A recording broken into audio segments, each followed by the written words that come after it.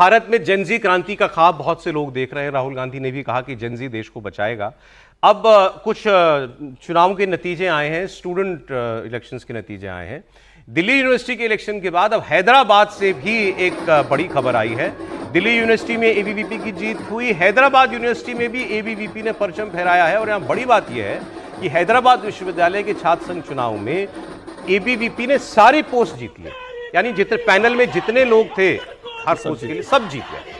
और एबीवीपी और एसएलवीडी इनका गठबंधन था और इनके शिव पालेशु अध्यक्ष चुने गए हैं और देवेंद्र ने 419 वोटों के साथ उपाध्यक्ष का पद हासिल किया है। इसके अलावा श्रुति प्रिया महासचिव चुनी गई हैं, सौरभ शुक्ला संयुक्त सचिव बने हैं, वीनस और ज्वाला सांस्कृतिक और खेल सचिव चुने हैं। सारे पदों पर एबीवीपी जीत गई है। तो अब कहेगी बीजेपी ये है जेनजी, जेनजी तो हमारे साथ है। और इसके अलावा कई और यूनिवर्सिटीज के नतीजे आए हैं। बीजेपी ने ज्यादातर जगह पर अच्छा प्रदर्शन किया। ये निकले हुए छात्र राजनीति से एबीवीपी से नहीं, मैं तो खैर एबीवीपी में रहा ही हूँ छात्र जीवन में। हैदराबाद की जीत क्या बता रही है? लेकिन ये वाला थोड़ा अलग से बात करना चाहिए। दिल्ली यूनिवर्सिटी तो देखिए, यहाँ तो बस सीधा मसला है कि एनएसयूआई एबीवीपी कभी वो जीत जाते थे, कभी ये जीत जाते थे। पिछली बार वो छात्र संघ अध्यक्ष हो गए थे एक और वो जीत गए दो।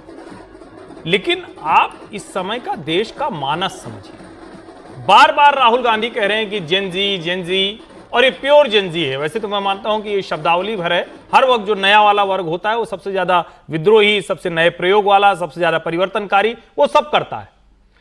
इस वर्ग में कहां कहां जीत रहे हैं?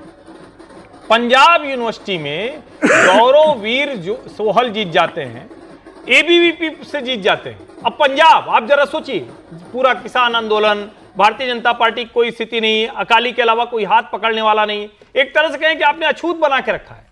अकाली ने भी साथ छोड़ दिया, वहां पंजाब यूनिवर्सिटी में अध्यक्ष जीत जाता है। हैदराबाद यूनिवर्सिटी की पूरी काउंसिल 6 साल बाद जीत जाते हैं।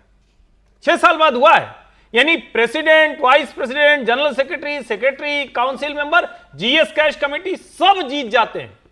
इसका मतलब क्या हुआ?